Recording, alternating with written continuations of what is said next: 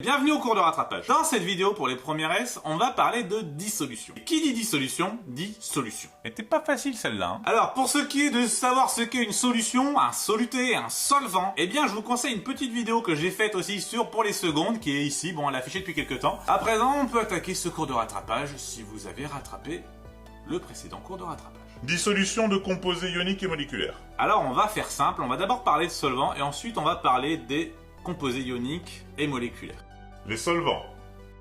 Un solvant, pour faire simple, c'est ce dans quoi on va dissoudre le soluté. Alors même si le solvant peut être un gaz, nous on va parler que des solvants liquides. Et de toute façon, vous ne verrez quasiment que des solvants liquides, à part si vous tombez sur un fou. Alors on va avoir deux types de solvants, les solvants polaires et les solvants apolaires. Pour les solvants polaires, ce sont les solvants constitués de molécules polaires. Et pour savoir ce qu'est une molécule polaire, eh bien j'ai fait une vidéo il n'y a pas longtemps là-dessus, qui est ici sur la cohésion des solides moléculaires. Je connais le type, il est plutôt fiable.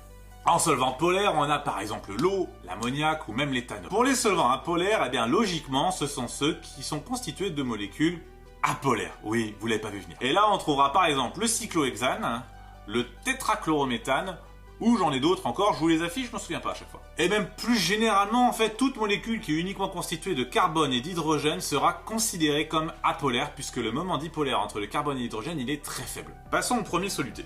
Les solides ioniques.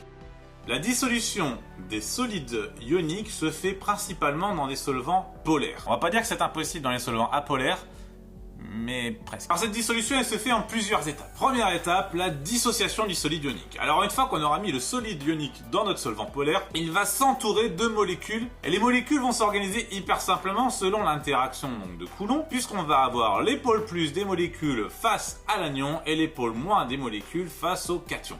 L'interaction entre le solvant et le solide est plus élevée que l'interaction de l'anion et le cation à l'intérieur. Et ça va tirer sur le solide ionique et le séparer en deux parties, l'anion et le cation. Ils sont alors dissociés. Deuxième étape, la solvatation des ions. Maintenant que les ions ils sont dissociés, en fait ils vont tous s'entourer intégralement de molécules. Les anions vont s'entourer de molécules polaires avec le pôle plus autour, collé, et les cations vont s'entourer de molécules polaire avec le pôle moins autour du cation. Et si le solvant c'est de l'eau, on appelle ça l'hydratation. Dernière étape et troisième étape, la dispersion. Comme son nom l'indique, en fait, techniquement, maintenant, nos ions sont séparés, sont entourés de solvants, ils se dispersent. Et à partir de là, on va pouvoir faire une équation de dissolution. Vous l'avez pas vu venir celle-là. Alors comme dans toute équation, il va falloir respecter deux règles, conservation des atomes ou conservation des éléments, et la conservation des charges. Ce qu'il ne faut pas oublier, et ce qui va être important cette fois-ci dans une équation de dissolution, ça va être les états physiques techniquement. Le solide étant solide au départ, on met le petit s, on a la flèche, et ensuite on met les ions séparés les uns les autres en phase aqueuse. On peut même mettre sur la flèche le solvant. Ça arrive parfois qu'on mette le solvant au-dessus de la flèche pour préciser lequel a été utilisé. Inutile de mettre de l'eau à gauche et de l'eau à droite, puisqu'on pourra les enlever par équilibre. Comme on est une équation de dissolution, on va pouvoir faire un petit tableau d'avancement. Alors, vous inquiétez pas, en général, ce sont des réactions totales, donc on va être directement au Xmax, et ce n'est pas effrayant. Ok, si vous voulez une petite rappel sur le tableau d'avancement, il y a cette petite vidéo ici, qui peut vous aider, que j'ai faite. En fait, grâce au tableau d'avancement, on va pouvoir en déduire les concentrations des ions dans la solution à partir de la concentration du soluté. Et on va mettre une petite modification, en fait, maintenant la concentration d'un ion, on va l'écrire entre crochets avec le nom de l'ion à l'intérieur. Par exemple, la concentration Na+, sera comme ceci. On va dire que ça allège un petit peu l'écriture avec les C, les parenthèses, les indices, les exposants, etc. Bref, si on regarde notre tableau d'avancement, on va avoir des choses qui sont normales, mais qui peuvent ne pas le paraître. Prenons cette équation de dissolution du chlorure de fer 3. Alors on peut faire un tableau d'avancement hyper rapide avec simplement l'état initial et l'état final. On remarque alors que si on a mis NS de soluté, on obtiendra N de Fe3+, et N de Cl- à l'arrivée. Si on reprend la formule de la concentration en soluté, ça va s'écrire comme ci, c'est-à-dire C de soluté est égal à N sur V de solution. Sauf que, selon la stoichiométrie de notre dissolution, il en vient que N de Fe3+, c'est égal à N de soluté, puisqu'on a Xmax. Et N de Cl- c'est 3 fois le N de soluté, ce qui va nous donner ces relations-là pour les concentrations. On en déduit que la concentration en Cl- est 3 fois plus élevée que celle du soluté apporté. Et c'est ça qui peut choquer, mais techniquement c'est hyper logique. Alors je vous en donne quelques autres pour vous faire la main.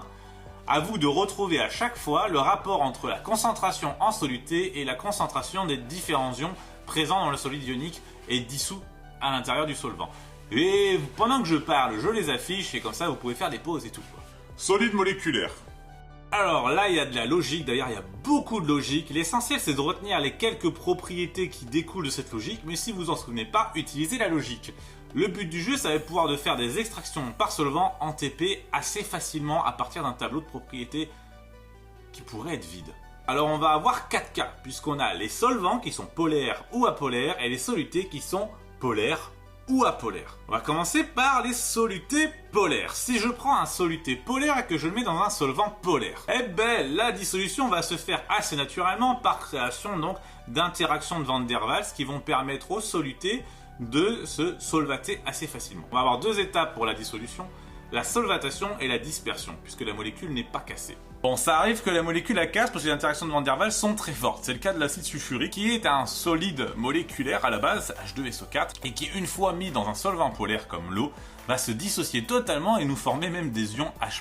On est toujours dans les solides, les solutés polaires, et si on les met dans un solvant apolaire, eh bien si on les met dans un solvant apolaire, c'est insoluble ou très peu soluble, tout simplement parce qu'il n'y a pas possibilité de créer des interactions de Van der Waals et donc de solvater notre solide moléculaire. Maintenant, prenons le soluté apolaire, l'autre. Eh bien, si on prend un soluté apolaire, eh bien, techniquement, les relations sont inversées. Un soluté apolaire dans un solvant polaire va très peu se dissoudre. Pourquoi ? Le solvant va avoir du mal à solvater donc, le soluté et on va avoir une très faible dissolution. Et enfin, donc, si on prend un soluté apolaire dans un solvant apolaire, eh bien, la dissolution va être beaucoup plus élevée que dans un solvant polaire. En gros, on peut dire que qui se ressemble s'assemble. C'est un poil sectaire, mais c'est plus souvent la vérité. Allez, je vous mets les propriétés dans un petit tableau récapitulatif, ça vous fait du bien, mais bon, hein, j'ai déjà tout raconté.